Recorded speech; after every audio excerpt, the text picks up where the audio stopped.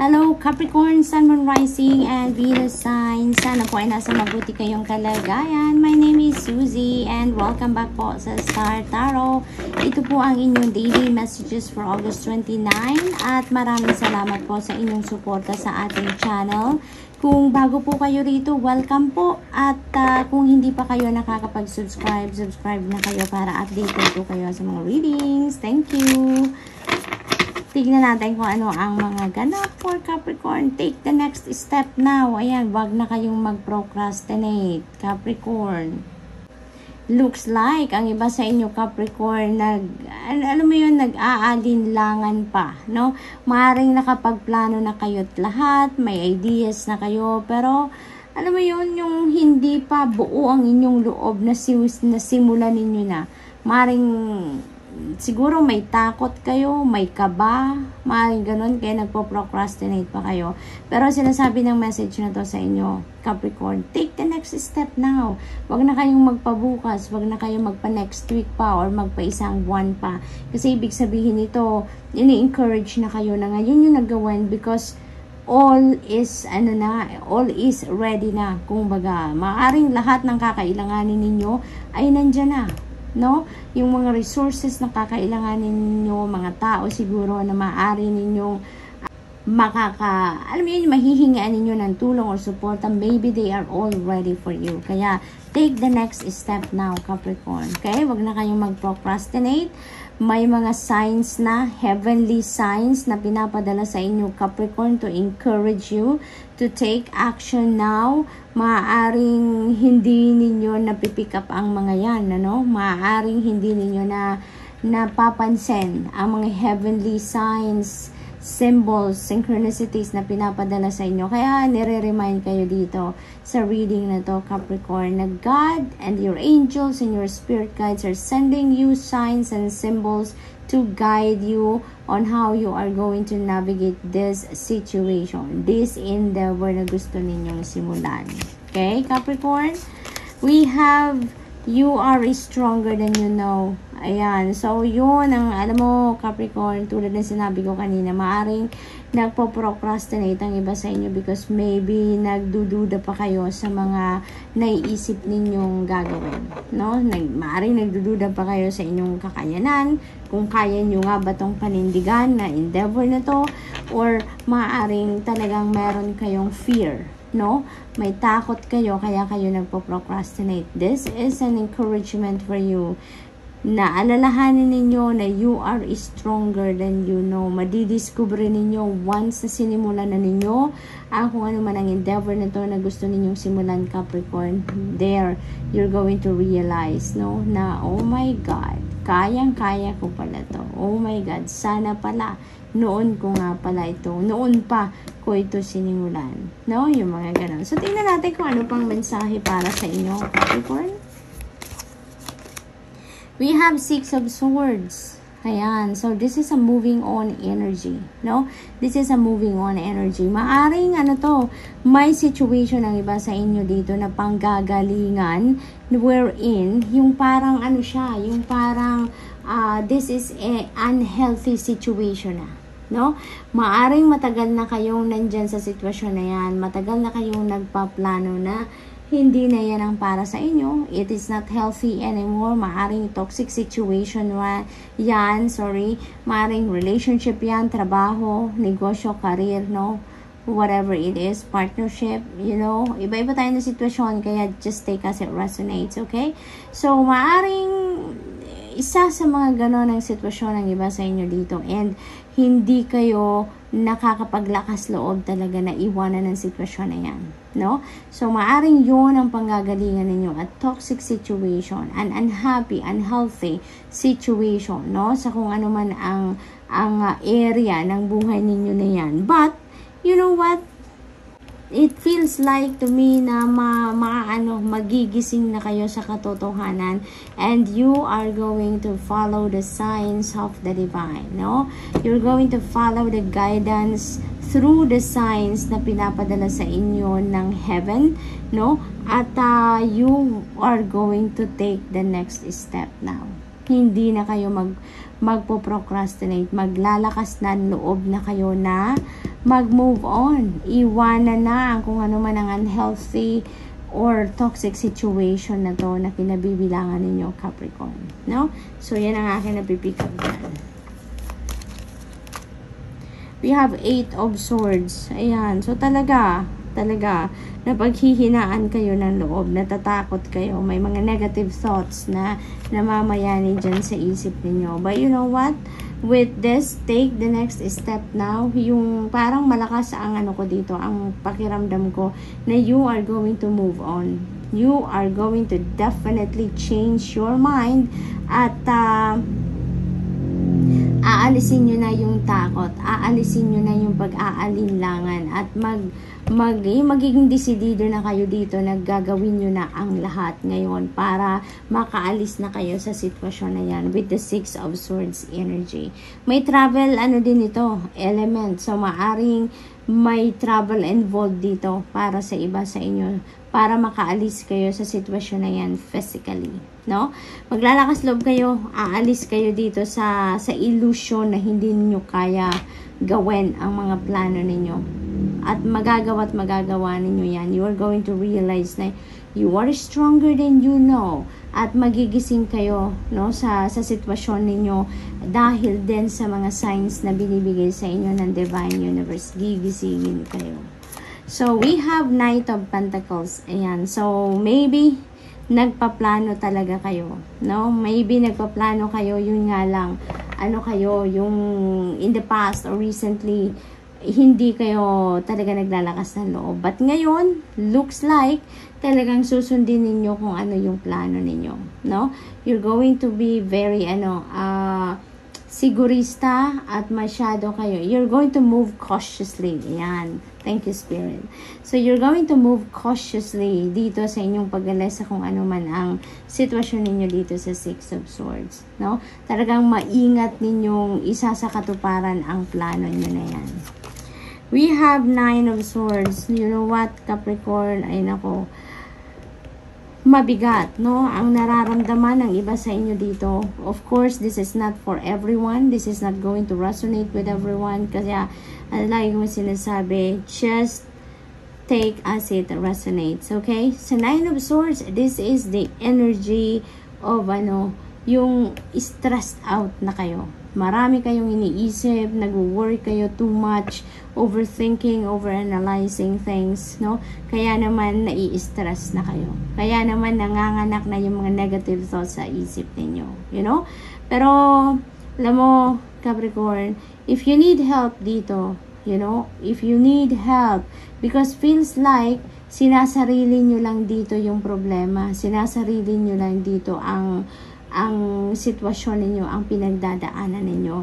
Kaya kung kailangan ninyo ng tulong, if you feel like you need some help, ay nako, reach out to people, Capricorn.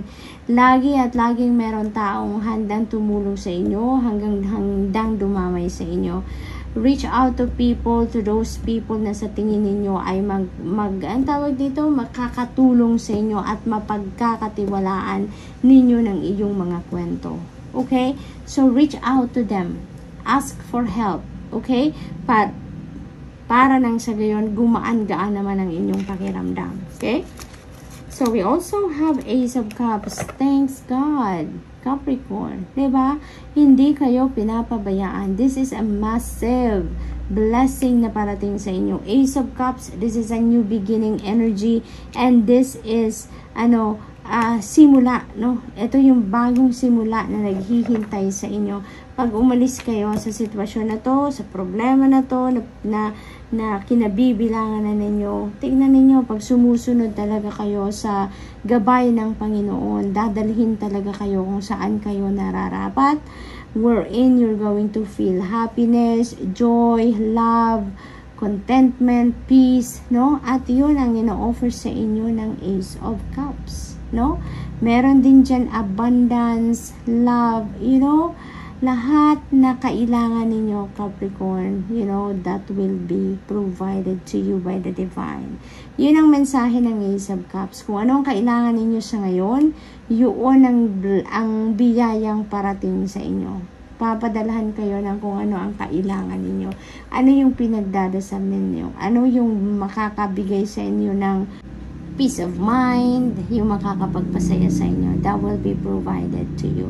So, kapit lang, laban lang, keep your hope and faith alive lagi sa puso ninyo, Capricorn. At lagi lang kayong magdadasal. Okay? Lagi kayong magdadasal.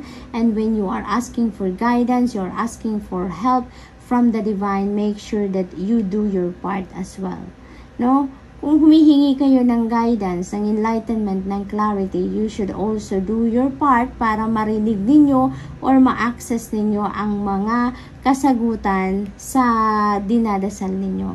Kailangan ninyong pakinggan ang inyong intuition, kailangan ninyong tignan ang mga signs na pinapadala sa inyo, yung mga ganun ba? Okay? So, good luck, and Capricorn, that's all I have for you for today. I hope nakatulong ang mga mensaheng ito in some way. Thank you for watching. Love and light. Namaste. Hello, Virgo, Sun, Moon, Rising, and Venus sign. Sana po ay nasa mabuti kayong kalagayan. My name is Susie, and welcome back po sa Star Tarot. Ito po ang inyong daily messages for August 29. At maraming salamat po sa inyong suporta sa ating channel. Kung bago po kayo rito, welcome na welcome po kayo. At maraming salamat po sa inyong pagbisita. At general reading po ito, kaya hindi ito magra-resonate sa lahat. Kunin nyo lang po kung ano ang sasakto sa inyong sitwasyon. Thank you. We have windfall, holy moly, Virgo. Napakagandang regalo ito sa inyo because this is your season. Happy birthday to all Virgos celebrating sa inyong birthday season. Happy birthday sa inyo, and this is a very beautiful gift para sa inyo. Merong windfall of money na parating sa inyo. Claim nyo na yan. Write it down in the comment section below that you are claiming the windfall of money. Ayan, so maaring maaring regalo yan sa inyo, no? Hindi yan paghihirapan na pera, Virgo. Hindi nyo yan pinaghirapang pera. That is definitely a gift from the divine, no? So maaring maaring lottery winning yan, maaring winning yan sa mga game of chance, maaring din na regalo yan sa inyo, maaring inheritance yan. Talagang bigla na lang siyang dadating, no? So, hobbies, yan ang pag-aaksayahan ng iba sa inyo dito, Virgo, around this time. Yung hobby ninyo. Maring matagal na kayong hindi nakakapag-catch up, no, sa hobbies ninyo. Kaya ngayon, yan, bibigay nyo na yan, oras na yan. Maari din na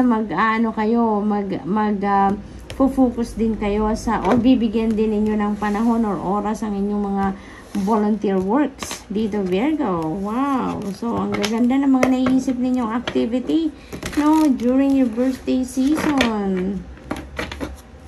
What else? We have 10 of Cups. Beautiful energy, Virgo. Yung 10 of Cups, this is about happiness. This is domestic happiness, domestic bliss, masayang pamilya. Maaring ito yung pinapangarap ninyo para sa pamilya ninyo na magiging masaya ang lahat.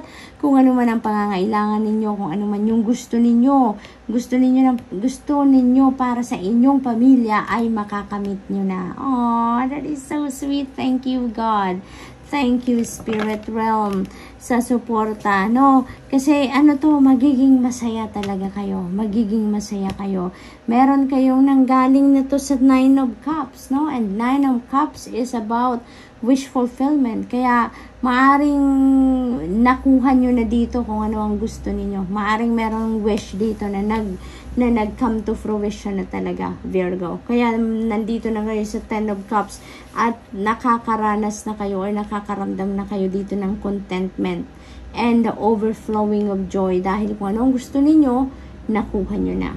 No? So, maaaring ganun ang sitwasyon ng iba. Masayang pamilya, masayang bawat isa, kung anong kailangan nila, kung anong gusto nila, maaaring napuprovide nyo na sa ngayon. No? So, this is really beautiful kasi, maaaring ito yung pangarap ninyo para sa pamilya ninyo and you are getting it for them. We have King of Pentacles. Holy moly, claim this energies. Talaga, Virgo. Because the King of Pentacles, this is about wealth. This is about abundance and prosperity. So talagang yung kaperahan ninyo tataba ngayon, yung bank account ninyo talagang bonggang-bonggang pagtaba.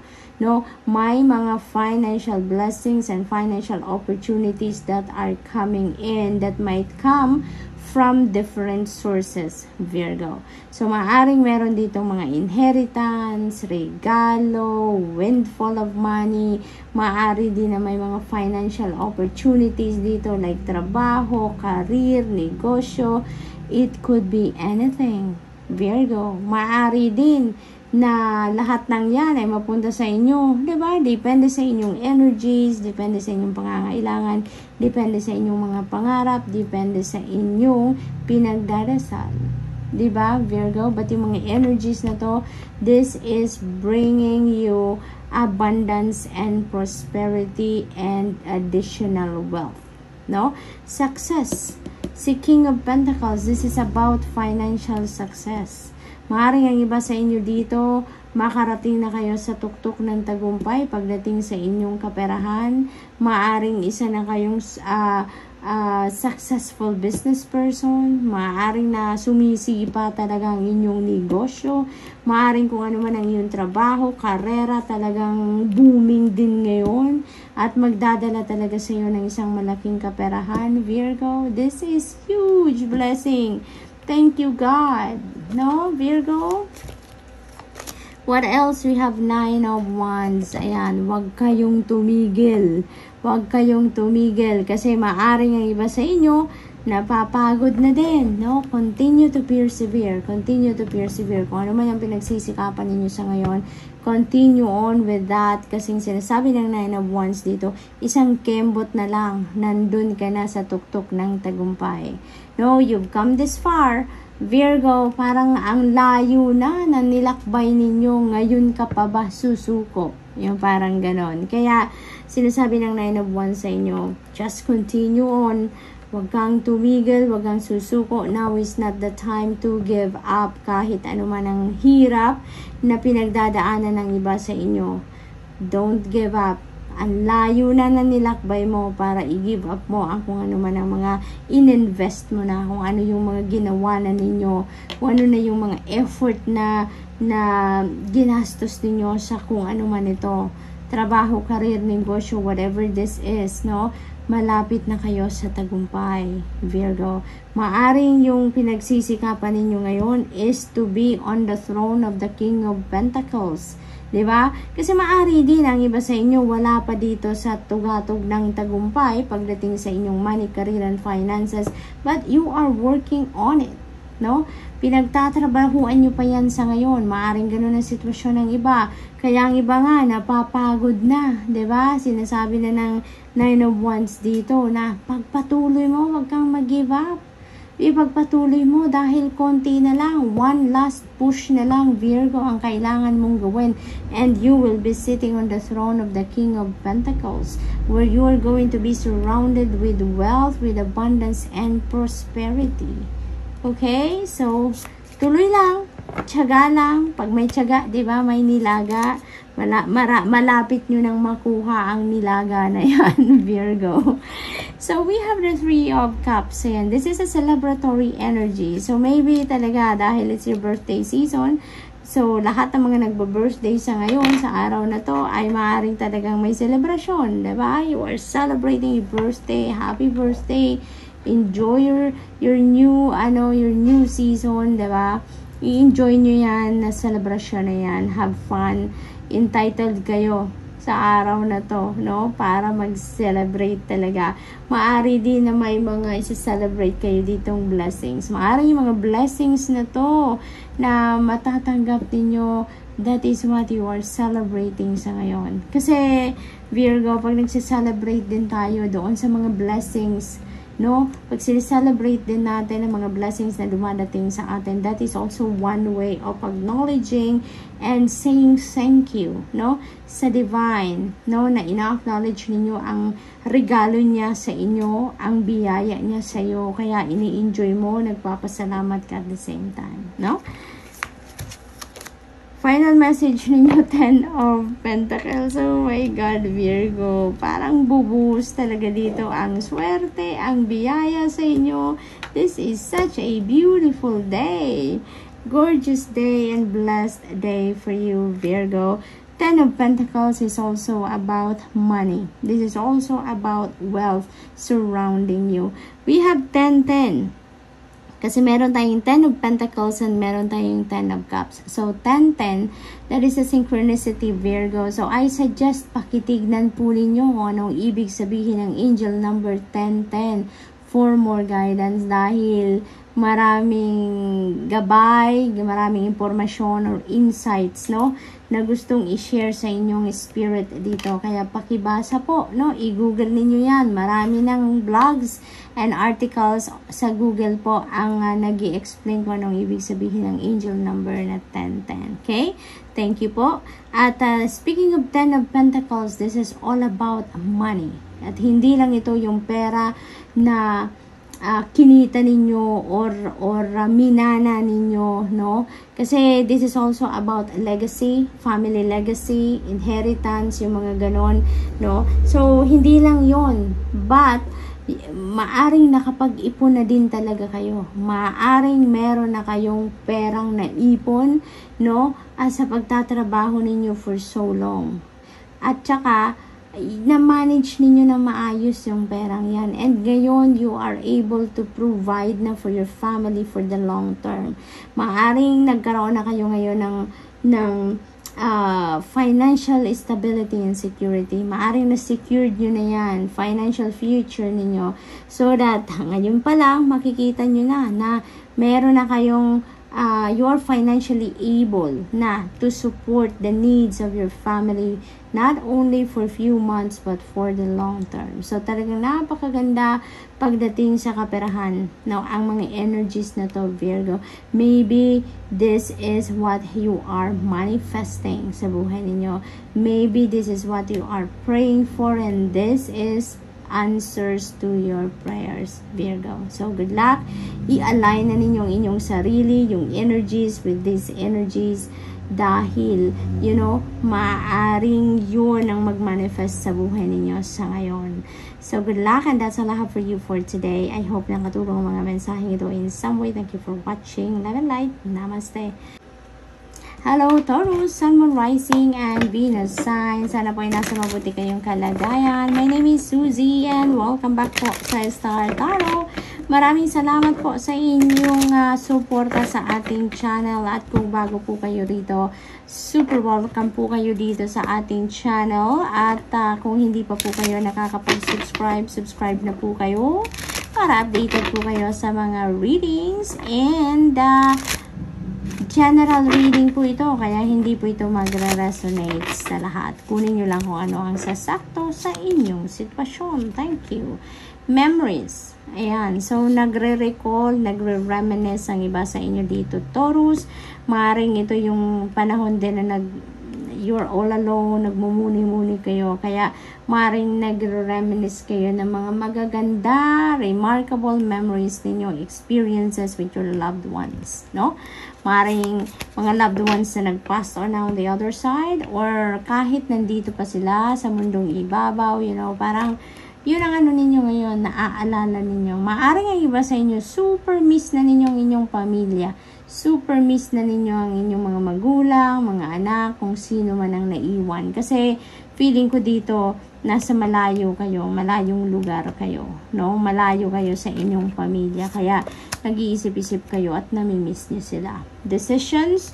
There is important decisions that you are facing right now, no? Decision making. Maaring related yan dito sa mga mahal ninyo sa buhay. Maaring sobrang miss nyo na sila at siguro naho-homesick na ang iba sa inyo dito. Kaya siguro kino-consider ninyo ang pag-uwi, no? Kino-consider ninyo ang pagbisita or maybe yung pag-uwi for good, no? Maaring yun ang pinag-iisipan ng iba sa inyo dito, and that is the important decision that you have to make, okay? Keep the faith. Magtiwala lang kayo, Taurus. Magtiwala lang kayo na kahit nasa malayong lugar kayo, kahit malayo sa inyong mga mahal sa buhay, magtiwala lang kayo sa Panginoon na hindi kayo papabayaan. Ikaw at lahat ng inyong mga kapamilya, lahat ng inyong mga mahal sa buhay. Okay? They are in good hands. They are being watched over. We have the Wheel of Fortune. Holy moly, sobrang swerte ninyo. Ngayon, Taurus, this is the Wheel of Fortune. Good fortune and good luck are on your side sa ngayon. Kaya ang swerte ninyo, lahat ng magagandang pangyayari ay maaring mangyari na sa buhay ninyo sa ngayon. Yung parang yung buhay ninyo ngayon will be turned upside down, no? Lalo-lalo na kung nasa sitwasyon kayo na hindi masyadong paborable sa inyo, hindi masyadong magandang pangyayari, this is the time that the universe is going to rearrange itself para na maisaayos ang inyong kalagayan, no? So, ano to? Divine intervention. Divine intervention. This is a positive change happening in your life. Aayusin ng Panginoon ang bagay-bagay sa buhay ninyo para maging maayos. So, napakaganda nito. May mga sorpresang mangyayari dito, mga biglaang pangyayari na hindi ninyo inaasahan that is going to create a beautiful change sa buhay ninyo. Kaya, this is exciting energy. Napakaswerte ninyo. Maswerte din kayo. Hindi lang sa pera, no? Hindi lang sa pera, but in other areas of life din, siswertehin din kayo. So, we have 8 of Wands. Beautiful, beautiful energy. Everything is going to, move in a fast pace na sa ngayon. Maaring may mga ganap sa buhay ninyo before na maaring na pending, na delay, tumigil na lang bigla, na walang rason, hindi niyo nalaman kung bakit. You know what? Ngayon, maaaring magsimula na muling umusad yan. Maaaring mabalitaan ninyo ngayon, magkaroon na kayo, makareceive na kayo ng updates kung ano man ang mga bagay na yan. Na mga na-pending or na-delay. Natigil, di ba? Kasi this is a wonderful news coming in na talagang mabilisan din. Kaya may gulat factor din ito. Di ba? Si Wheel of Fortune may gulat factor ito kasi this is full of surprises. Ganun din ito si 8 of Wands. May gulat factor din ito kasi parang may bigla-bigla na lang na communication na parating sa inyo na ikakagulat din ninyo. And then, this is a beautiful gulat, ha? Taurus. exciting gulat. Ito, yung datingan ng dalawang ito. Kaya, napakaganda. May mga travel din dito, no? Involved. So, maaring ang iba sa inyo is going to travel abroad. Maaring you are going to travel para siguro magmamigrate ng iba sa inyo. Siguro, nakakuha na kayo ng international or overseas job offer, yung mga ganon. So, kaya siguro malayo ang babiyahiin ng iba sa inyo dito. But definitely, these are wonderful opportunities na kakatok sa inyo dito, Taurus. It could be, related sa inyong money, career, and finances. Kaya good luck dyan at napakaganda. We have 5 of Pentacles. Ayan. So, feels like nandito sa sitwasyon na to ang iba sa inyo, Taurus, na namumroblema sa pera or maaring some of you are having fear surrounding money, surrounding your finances. Pero, alam mo, kung ano man ang pinagdadaanan ninyo dito ngayon, sinasabi ng ng card na to, tignan ninyo yung butterfly dito, di ba? Hello, get up! A change is coming sa buhay ninyo. Kasi 5 to 5 of Pentacles. And 5 resonates with change.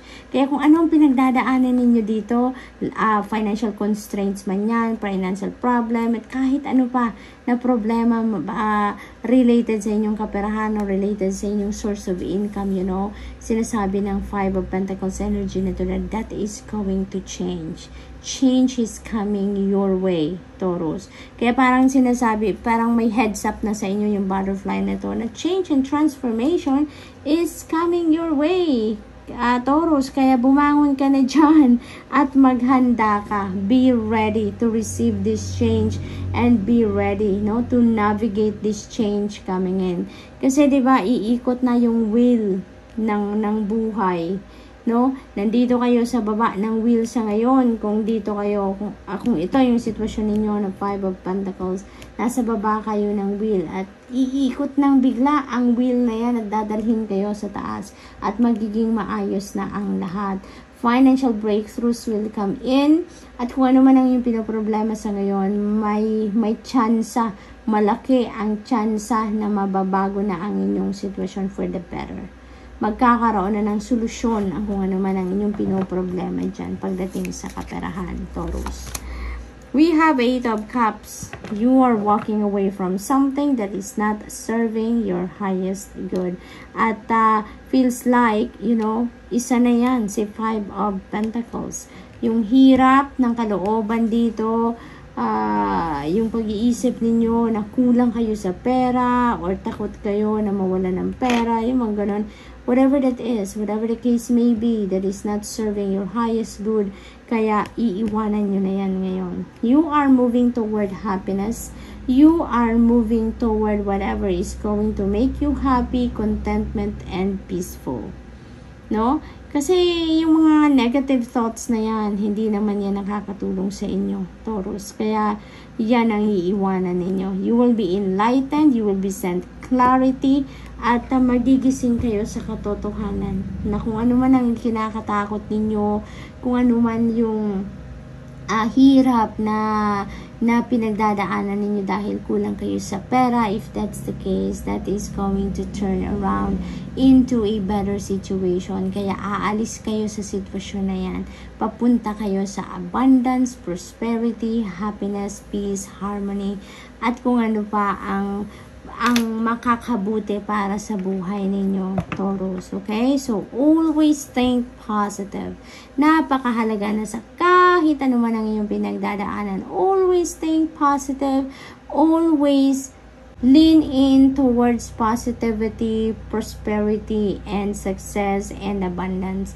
Para yun ang ma-attract ninyo sa buhay ninyo. Para yun ang mga opportunities and experiences na dumating sa buhay ninyo, Taurus. Okay?